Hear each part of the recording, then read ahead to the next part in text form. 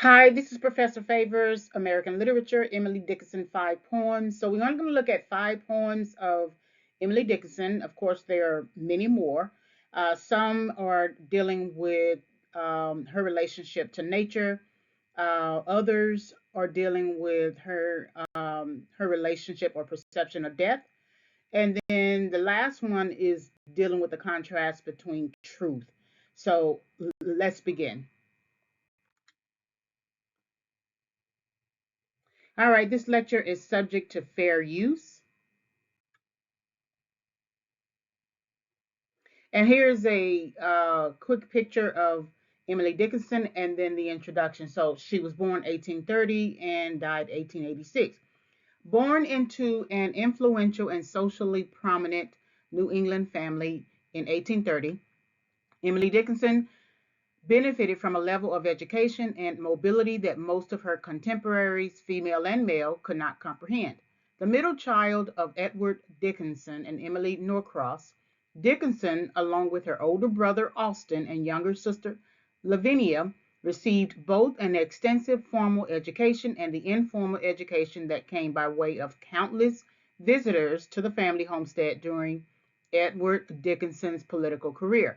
Contrary to popular depictions of her life, Dickinson did travel outside of Amherst, but ultimately chose to remain at home in the close company of family and friends.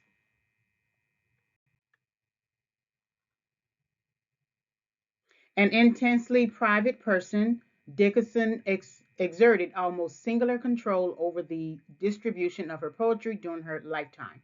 That control, coupled with early portrayals of her as reclusive, has led many readers to assume that Dickinson was a fragile and timid figure whose formal, mysterious, concise, and clever poetry revealed the mind of a writer trapped in the rigid gender confines of the 19th century. Dickinson's poetry displays both her technical proficiency and her embrace of techniques that were new to the 19th century. The selections that follow from Dickinson's most prolific years, 1861 to 1865, illustrate the poet's mastery of the lyric, a short poem that often expresses a single theme, such as the speaker's mood or feeling. So remember, um, the time of 18, 1861 to 1865 is the American Civil War.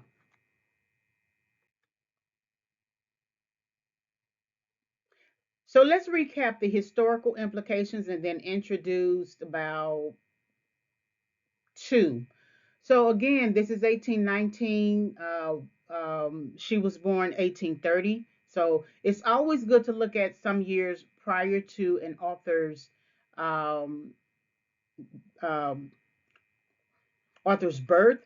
So we have the Panic of 1819, which is a financial crisis.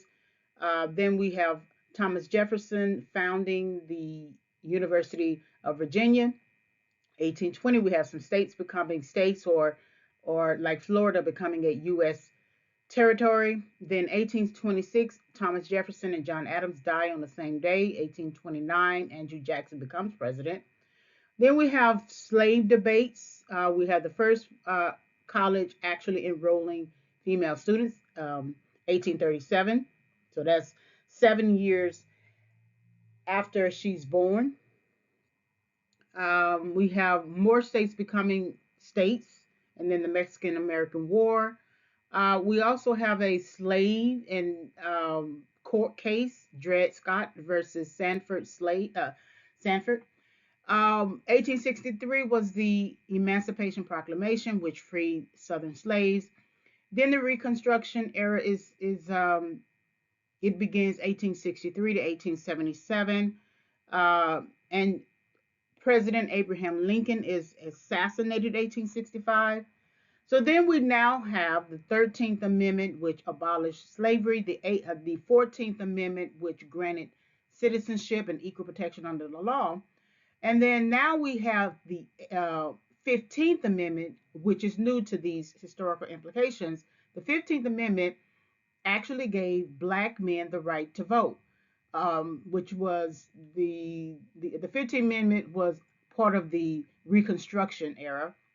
And so, by implication, in the law itself, no racial discrimination in voting suggests that black men had the right to vote. That's in contrast to white women. So then 1865 to 1913, industrial revolutions. By the time of 1886, she was already passed, Emily Dickinson. But it's interesting that in 1920, the 19th Amendment gave women's right to vote, in contrast to the 15th Amendment that gave black men the right to vote. So there's something to think about, because in an era of uh, white patriarchy, an amendment gave the right to vote to black men over white women. So yeah. All right. So Emily Dickinson's view on the Civil War. So the Civil War begins April 12th, 1861. And so she writes, sorrow seems more general than it did, and not the estate of a few persons, since the war began. And if the anguish of others helped one with one's own, now would be many medicines. All right. So let's look at her five poems. The first one being I Taste the Liquor Never Brewed. So this selection celebrates the poet's relationship to the natural world in both this wordplay, the use of liquor in line one to indicate both an alcoholic beverage in the first stanza and a rich nectar in the third, and its natural imagery. So I'm going to read it and then go over it. I taste the liquor never brewed, from tankard scooped in pearl. Not all the vats upon the Rhine yield such an alcohol. Inebriate of air am I, and debauchee of dew, reeling through endless summer days from ends of molten blue. When landlords turn the drunken bee out of the foxglove's door, when butterflies renounce their drams, I should but drink the more. Till seraphs swing their snowy hats and saints to windows run to see the little tippler leaning against the sun. So it's a very interesting poem. I taste the liquor never brewed.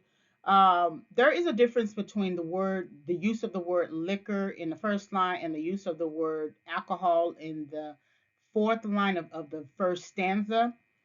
We know that liquor, just in a general sense, if we looked at this as directly, because this is really a metaphor for her relationship to the natural world. But let's take it literal for a minute. Liquor is a type of brew that contains alcohol as the active agent. So when you think about liquor, it is considered an alcoholic drink, but alcohol is the active agent when it is brewed, right? So when you see here, I taste the liquor never brewed, the brewing process is essentially um, something that's going through the process of it's making by soaking, boiling, fermenting. And so when you taste something, it's a sensory, you're looking for the flavor of something. Is taste can also mean perceive, experience the flavor of the sensation of something. So when you're tasting a liquor that literally, usually when brewed, contains alcohol as the active agent. When you see the word "I taste the liquor never brewed," that means that that liquor has not gone through a process to become um, an alcoholic drink. That could be the age of discovery, where we all, in a figurative sense, have not gone through a particular process to become something full. Because when it is liquor and it's brewed, in particular, think about it like this: when you want to make some tea or you want to make some coffee, you have to put the coffee into the coffee pot, or if it's instant coffee, you boil the water and you put the coffee in it to brew it, right? And so it's not coffee; it's just coffee grounds, a coffee cup, and then water. But until you brew it, it hasn't gone through the process.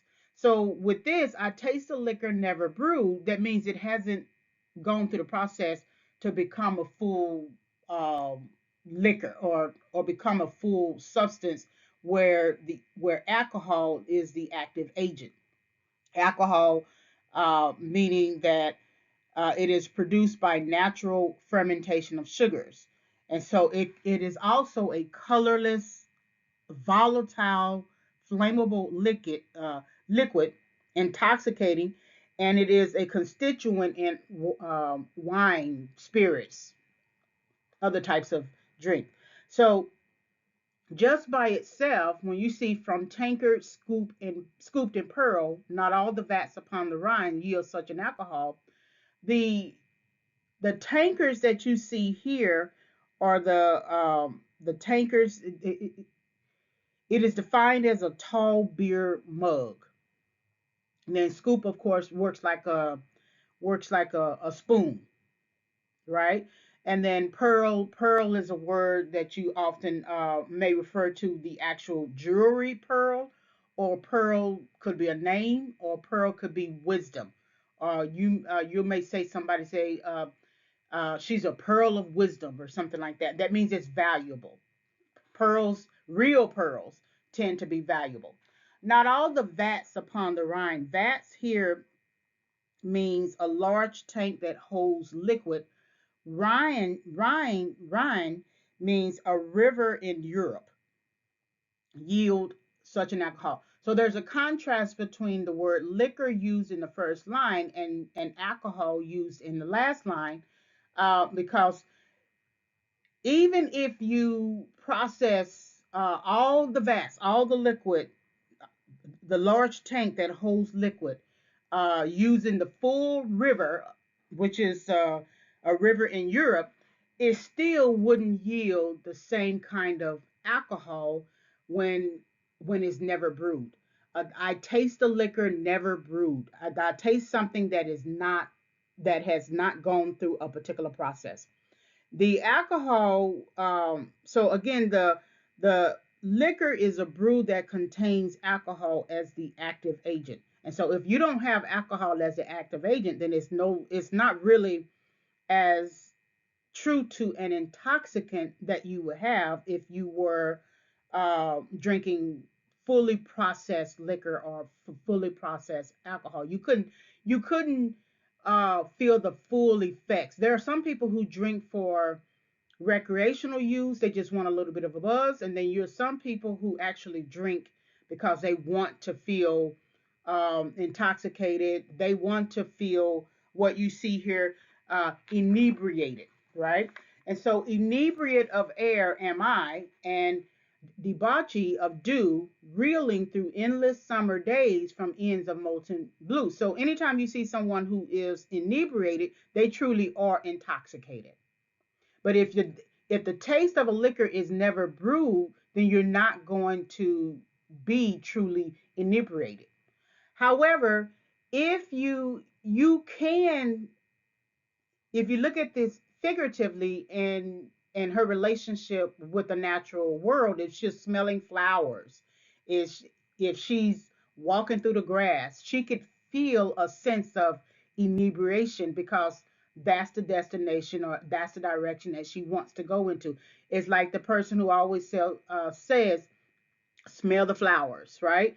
Because it brings such a experience that you want to feel. You may not necessarily want the feeling of liquor to make you intoxicated, but you want the feeling of the natural world to make you feel intoxicated. Because I taste the liquor never brewed means again that it hasn't gone through the process to become a full intoxicant.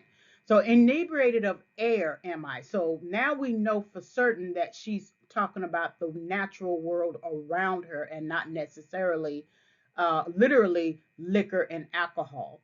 So as she walks through the forest or as she walks through the grass where she's looking at the flowers and smelling all the different flowers, she feels inebriated. She feels intoxicated by what she tastes or senses, right? Because taste could also mean sensory. And debauchery of do refers to the natural, right? And debauchery actually means person giving to um, excessive indulgence. So instead of, it works like Walt Whitman's poem, "Song of Myself," giving into the loafing about, the wandering about, and so now you have become so inebriated and intoxicated just by the time you spend in the natural world. Reeling means walking unsteadily. So through endless summer days from ends of molten blue. So you have people who spend their summer days on the beach or something, or they spend their summer days camping, or they spend their summer days in leisure. And even though you can choose to go in leisure, there's still an unsteadiness about it because it's not keeping up with the way the world would have you to walk. And that's why there was a lot of criticism of Walt Whitman's poem "Song of Myself," because in a time of revolution and movement and progress, he's wandering about. Okay, so then the same could be said of this reeling. When you are walking unsteadily, you're not walking according to the norms. You're not you are moving about as if you don't have a care and concern. And during her time, 1861 to 1865, we have the American Civil War going on. So why are we reeling? Why are we walking unsteadily? Why are we inebriated by the air? Why are we tasting liquor that has never been brewed? Why are we spending endless summer days when we are in actual chaos, social, political, economic, financial chaos? And then we have all these legislative amendments that are coming to play to affect us financially. When landlords turn the drunken bee out of the foxglove's door, when butterflies renounce their drams, I shall but drink the more. So the landlords here, we know what a landlord means. A landlord is a person who rents land, building, property to a tenant. Of course, the drunken bee is that ideal of the bee pollinating, right? Moving from flower to flower. And then out of the foxglove's door, foxglove is actually a Eurasian plant with erect spikes shaped like the fingers of gloves. So when landlords could also be owner of property.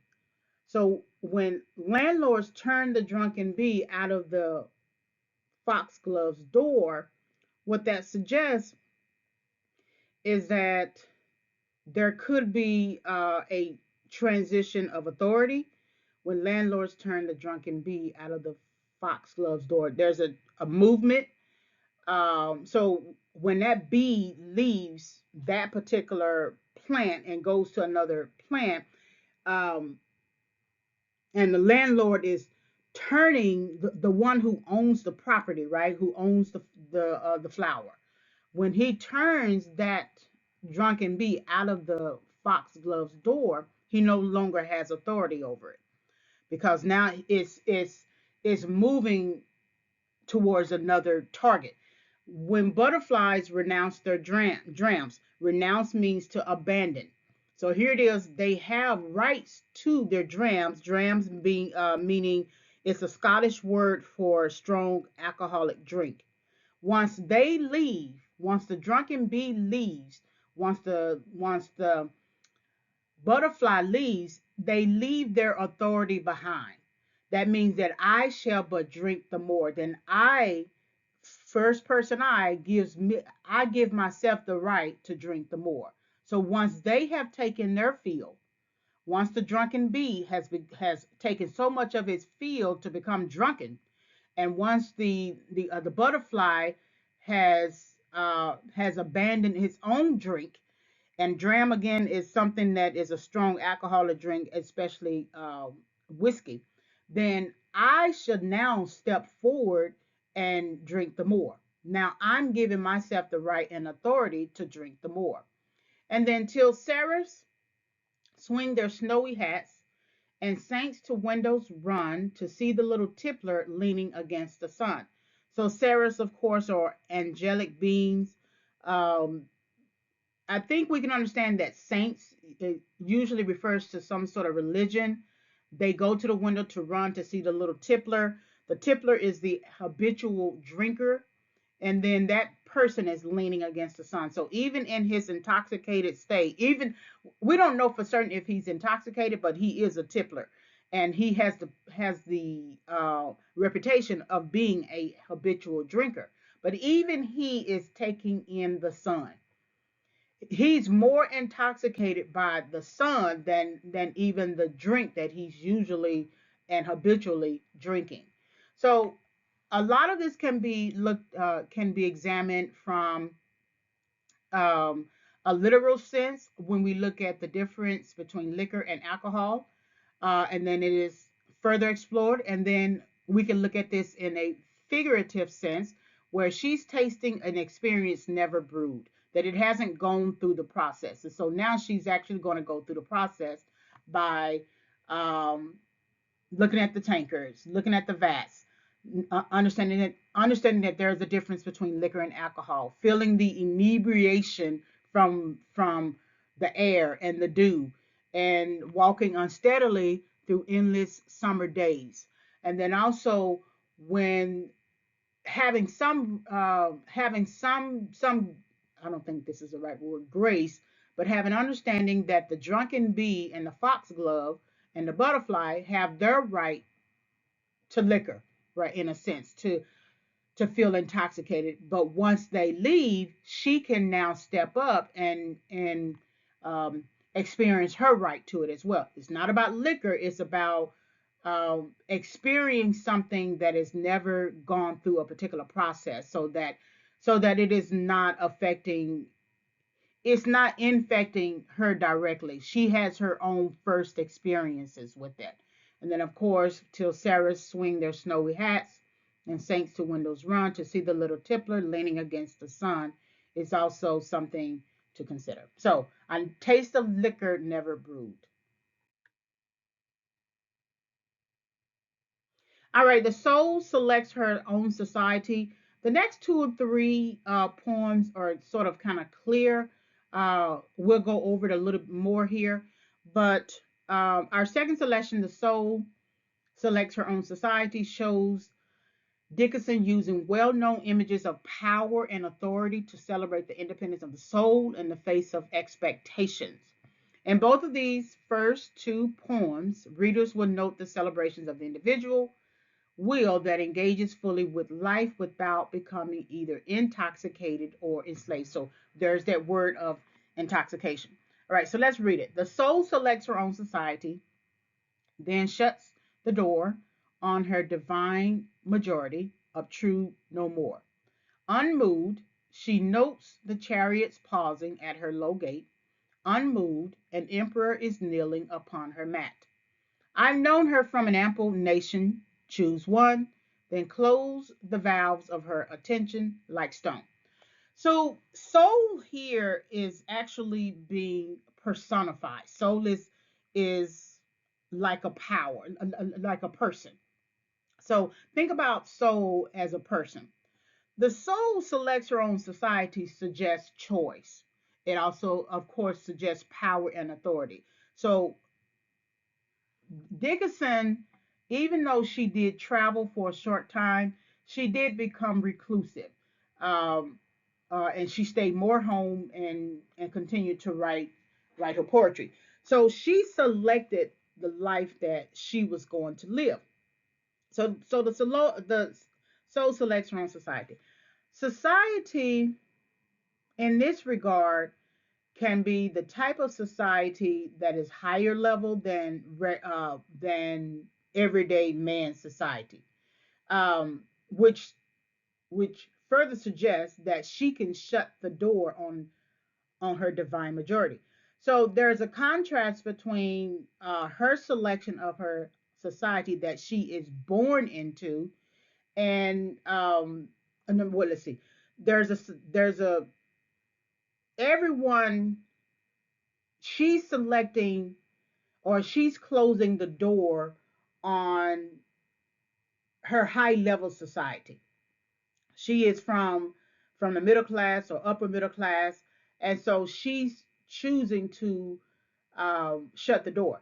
The problem with that statement or those first three lines, especially when you use the divine uh, to refer to religion, is that not every soul can select their own society.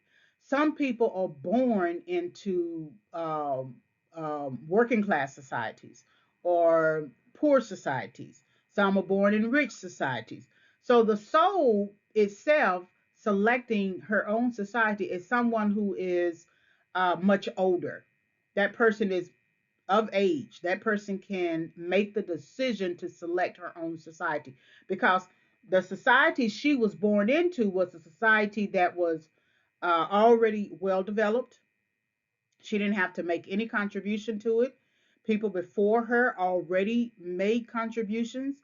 And so all she had to do was just step into that society. So now that she's in the society, now that she's a part of it, she's part of a class system or social system, economic, financial system. She's utilizing the power and authority that comes with that type of society to shut the door. And the divine majority refers to class systems, right? Um, that maybe she was divinely um, she was divinely birthed through that system. I'm not quite sure. And then obtrude means to become noticeably in an unwelcome or intrusive way, impose, meaning that you cannot impose upon me your society, or you cannot impose societal expectations upon me, because my soul is going to select my own society. I'm going to create my own society. So then, unmoved, of course, is she's not going to change her mind. She notes the chariots pausing at her low gate. So when you make a decision to choose your own way, to go your own way, people in that society are now going to come knocking at your door and trying to figure out, where are you? What's going on with you? Why aren't you at the social gatherings? I didn't see you. You were supposed to be at the meeting. But she's unmoved in her decision in selecting her own society. She's utilizing the very same power and authority that comes with that society, that a lot of times those society members think, or they think their society is divinely ordained for them to become the majority. She's unmoved. She's not going to let them move her back into that society. And then a mood, an emperor is kneeling upon her mat. So that person usually is the one who may be on the top of the heap. So the chariots are all of the followers in their individual chariots, right? But then there's an emperor, a king, a person with higher authority over them, who is kneeling, trying to say, "Come on back, come back to the society, come back. You don't have to." Um, Ignore us. You don't have to think of us as being intrusive. I've known her from an ample nation choose one, then close the valves of her attention like stone. So it's sort of like this idea that you have two options. You have the option of choosing your soul, or you have the option of choosing your society. And there could be another option, but there is an appeal to the reader to choose one, and the choice is basically that act of selecting or making a decision when faced with two or more possibilities. So there's this contrast between the soul and the society, and as long as she continues to put her soul in society, is not going to have the impact of celebrating her own independence in the face of expectations. In other words, society works like expectations, and the soul works like the individual. She's celebrating her own individuality. So the longer that she stays within society, um, the longer she would not have choice. But if she comes out of society, or she selects the type of society that she wants to abide, then she will continue to have choice. So then close the valves or of her attention, valve meaning opening, like stone, meaning that my decision to select my own society is written in stone. I'm not going to change my mind. You can send all the chariots you want. You can send the emperor. You can send anybody you want, but I've already made, you can send a nation, ample nation, but I've already made my decision and it's written in stone. So the soul selects her own society. All right, because I could not stop for death. So the third selection, because I could not stop for death, one of the most famous poems in the Dickinson canon, forms an important bookend to our second selection in that both poems show Dickinson's precise control of the speaker's relationship to not only the natural world, but also the divine. While death cannot be avoided, neither is it to be feared. The speaker of this poem reminds readers that the omnipresence of death does not mean that death is imminent. Um, so let me read the poem first. Because I could not stop for death, he kindly stopped for me. The carriage held but just ourselves and immortality. We slowly drove. He knew no haste, and I had put away my labor and my leisure too for his civility. We passed the school where children played, their lessons scarcely done. We passed the fields of gazing grain, we passed the setting sun. So, one thing I want you to think about first is immortality, the last line in the first stanza. Immortality is in contrast to mortality. So even though we always think we are kind of immortal, that we're going to live forever, death has a different agenda. Because I could not stop for death, he kindly stopped for me. So in other words, he made the decision for me. And death is personified um, using a pronoun he. And so there's a difference between the use of first person I and third person he, and um, death is the antecedent for he. So because I could not stop for death, death being in third person in relation to he kindly stopped for me referring to I as the antecedent. Sometimes you can look at this very grammatically to know what the differences are. So I could not stop for death. He kindly stopped for me. He made the decision. Because I could not stop for death, he made the decision for me, but he was kind about it. Um, it wasn't a sudden death. You know how sometimes people die a tragedy. That's a sudden death. That doesn't mean that they did not have warnings and grace prior to that death. It's just that it was with this is death in process, likely. He kindly stopped for me. He showed me kindness. The carriage held but just ourselves and immortality. So the feeling of immortality again is in contrast to death. The word feeling of, or the phrase feeling of, is just implied, because if she's saying he kindly stopped for me, that death kindly stopped for me, that it stopped the process of me dying. So because I could not stop for death, I could not begin the process of death. Death kindly stopped for me, meaning that it didn't take me quickly. The carriage held again, the carriage held but just ourselves, death and me, and immortality. So um, this death here is giving me a process to experience a little bit of life again as I process into death. So we slowly drove. There's the word slowly. He knew no haste. He did not push for hastiness for me to die. And I had put away my labor. I had to give up everything that was connected to my being as a person. My leisure too, that means I gave up work as well as leisure. In other words, in contrast to the previous poem, I had no real choice.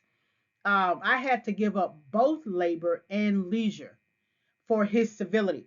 Civility here means that he's being civil. Not only is he being kind, but he's also being civil. There's a civility to the processing of death. And so then he allowed me the visual of sort of seeing the world continue on as I'm about to continue out. So we passed the school where children played. There's lessons scarcely done, right? We passed the fields of grazing grain. We passed the setting sun. So as the setting sun is kind of metaphorical or figurative in this way because now the immortality that you see in the first stanza is going to become mortal in the last stanza. Setting sun meaning that the sun dies so that the moon can come up. It doesn't die literally, but it has to set in order for something else to come up. Otherwise, we will be in light the whole 24 hours. So, because I could not stop for death, he kindly stopped for me, meaning that um, um, there was a push for death, but death stopped and allowed me a little bit of my immortality. So therefore, he didn't quickly drive. He didn't quickly go to haste. He slowly drove. He knew no haste, and I had put away my labor and my leisure too for his civility. So I had to submit to his authority. Whereas in the previous poem, the soul selects her own society. She can make a choice. She can make a choice between um, one society over another and not allow it to be imposing. What death is imposing is obtruding here. It's imposing upon her here, but it's civil. And then, of course, as I'm passing on, I'm moving on. I see children playing. I see, I, I perceive that they haven't finished their own lessons, meaning that they have not finished their own lessons in life. They still have their lessons to go through. Children played is both figurative and literal. They could be on a playground and not doing their lessons. And then they can also just enjoy life as children and still have many more lessons to go towards adulthood. And then, of course, the fields of gazing grain and then the passing of the setting sun. So, because I could not stop for death.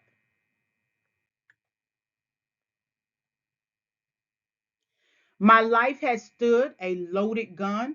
So, this idea of death as always present and potential comes full circle in the final selection. My life has stood a loaded gun. Here, Dickinson plays with our preconceptions not only of death, but also of energy, which appears always to be waiting for someone to unleash it. So, let's read it. My life has stood a loaded gun in corners till a day. The owner passed, identified, and carried me away. And now we roam in sovereign woods, and now we hunt the doe. And every time I speak for him, the mountain straight reply.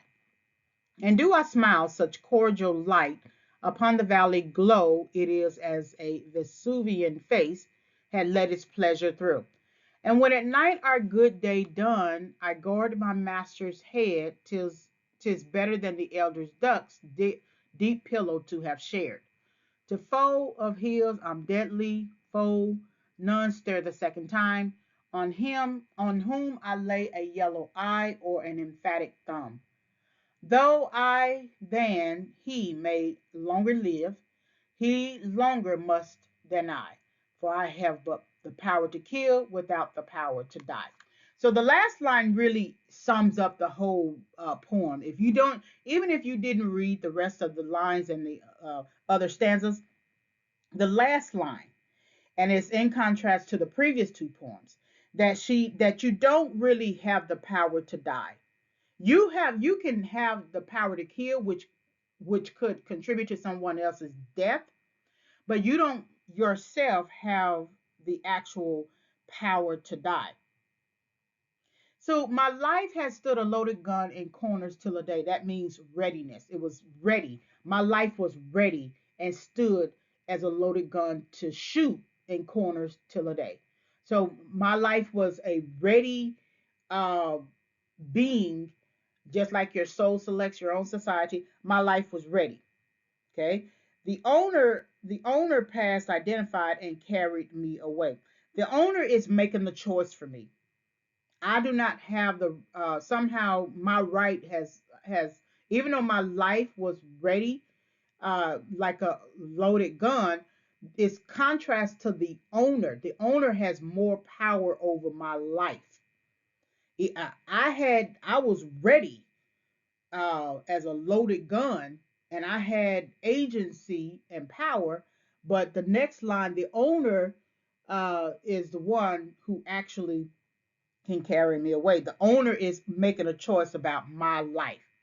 And so now, as I'm going through the process of sort of um, dying in a way, we're roaming through the sovereign woods. That means that death is a sovereign thing, or it's a higher level of life that I do not have control of, unless I have the power to kill.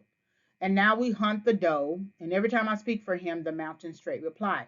The him here is referring to the divine. So the divine, the sovereign, the person with higher authority, um, um, they can continue to make the decisions um, about your life. And do I smile such cordial light upon the valley glow? It is a Vesuvian face, had it let its pleasure through. And when at night our good day done, so we've moved from day till a day, right? My life has stood a loaded gun in corners till a day. That's daytime. Now we're moving into night. The process of going through the woods, hunting the doe, uh, which can relate to life, but it could also relate to the processing of death because we're hunting something to kill it. We're not hunting the deer, the doe, just to look at the doe. We're hunting it to kill it. And so I do smile, such cordial light upon the valley glow. It is a Vesuvian face, had let its pleasure through.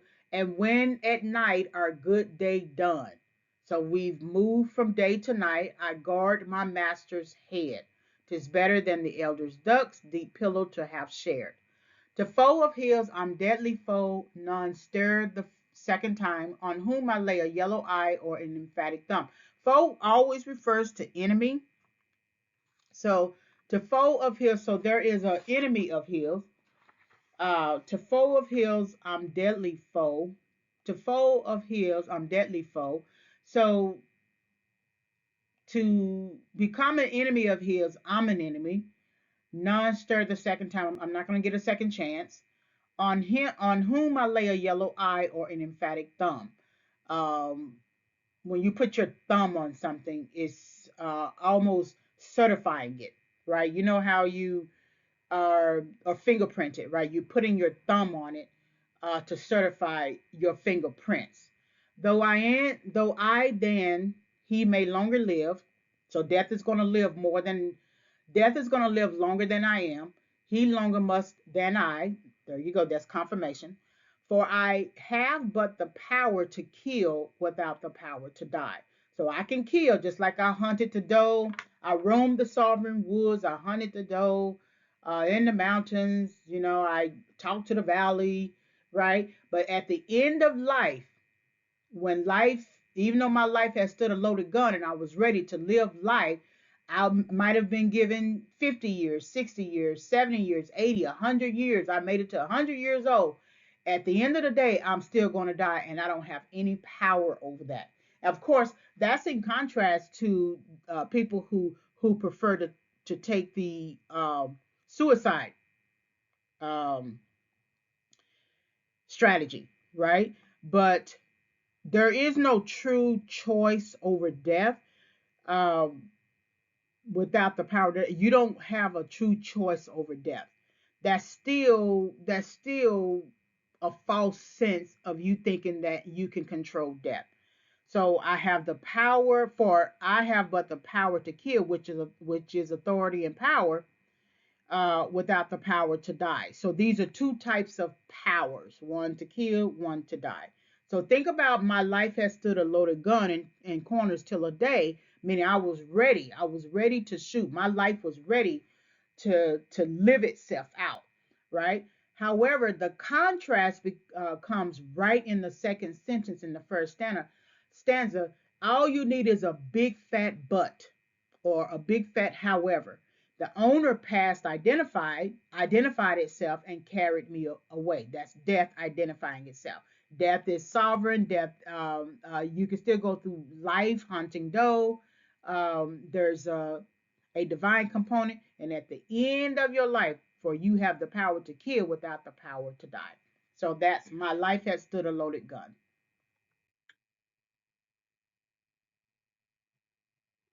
All right, so tell all the truth, but tell it slant is one of those poems that I really, really love. I usually like to put the poem on the board so you could see um, how we look at it. So tell all the truth, but tell it slant. I'm going to read it first and then go over it.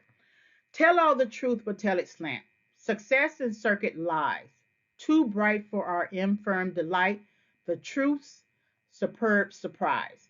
As lightning to the children eased, with explanation kind, the truth must dazzle gradually, or every man be blind. Okay, so this is a one, two, three, four, five, six, seven, 8 line stanza. And the first thing you want to pay attention to is the contrast or the difference between truth. There's a lowercase truth, and then there's a uppercase truth. The lowercase truth and the uppercase truth and difference means it's a type of truth that you have to tell somebody for them to understand. Because sometimes the truth that you try to tell someone may be too much for them. So tell all the truth, but tell it slant. Tell it in such a way that they can understand it for where they are in their current capacity, their current learning capacity. And see, there's this long hyphen. So now we're going to explain how you're going to tell it slant. So success in circuit lies. There's it's like how people tell something in a roundabout way because they are afraid to tell the person straight. They A lot of people say, okay, tell me the truth, but as soon as you try to tell them the truth, they don't like that truth. So success, you could have more success in telling them in a roundabout way, which likely becomes filtered. It's almost like, remember in class, one teacher would tell one student one thing, and then tell that student to tell the next student behind her the same thing. By the time you got to the end of the class, the student who got the last part of it has a completely different meaning. So when you're telling something slant in a way that they can understand, it's going to lose its meaning. But success, you can still have success in telling it in a roundabout or circuitous way.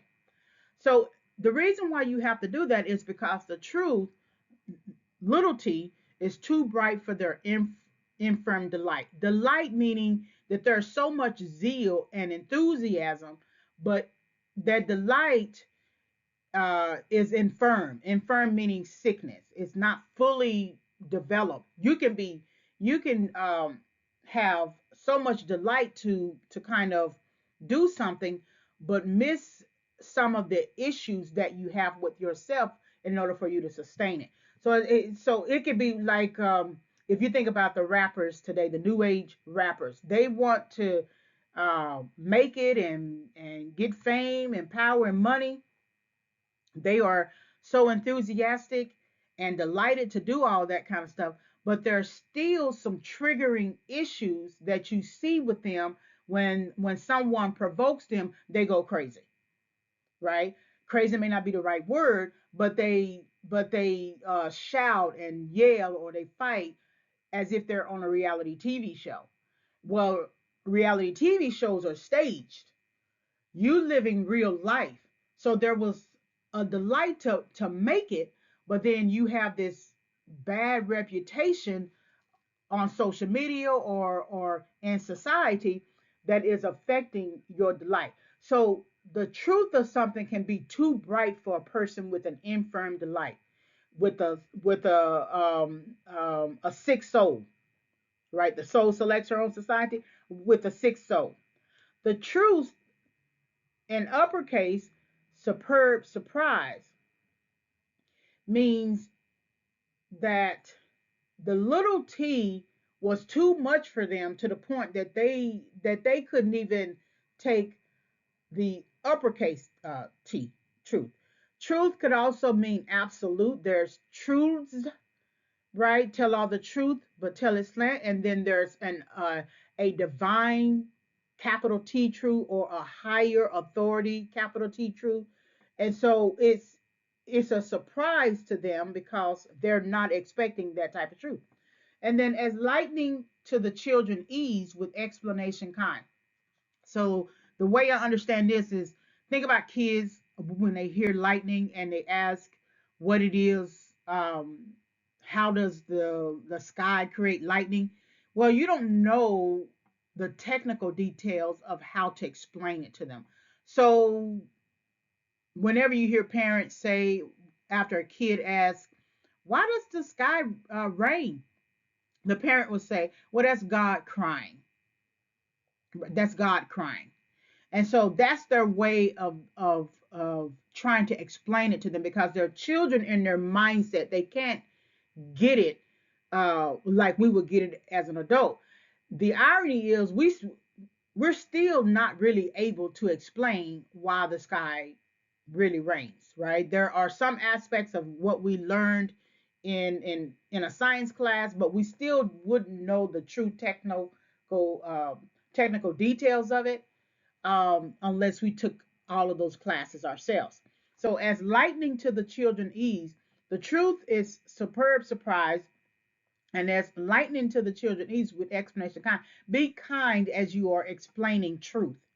Not everybody is going to understand it. Some people are infirmed in their understanding. Some people take truth as a very superb surprise, and then other people are children in their understanding. They're still in a capacity of of of an understanding that they cannot overcome yet.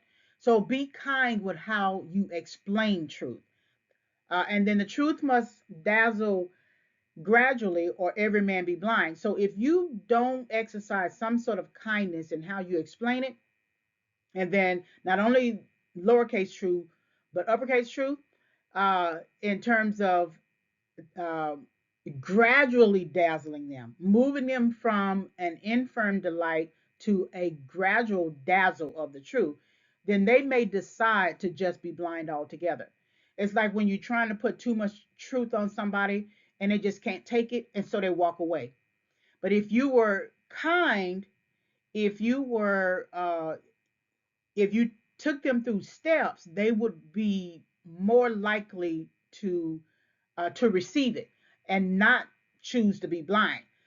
Or every man be blind is a choice. If you're not physically blind, literally blind, and you choose not to understand something, you are choosing to be blind on purpose. However, a person can still be blind and still choose to be blind in their understanding. So tell all the truth, but tell it slant. Tell all of it. There's still an all aspect of it, but you may have to tell parts of it, which is success and circuit lies, too bright for our infirm delight, the truth, superb surprise, lightning to the children ease with explanation kind, the truth may dazzle gradually. You may have to tell it in different parts, but if you are kind in how you do it, they won't choose to be blind. Now, it's still, you can still tell all the truth, whether it's straight or slant, and a person can still choose to be blind. Think about the first part, the first four lines is sort of like a problem, like there's a problem that you need to solve. So telling something in circuit is not always, getting the person to fully understand, um, um, understanding that they are infirm in their delight, or that their children would also have an issue.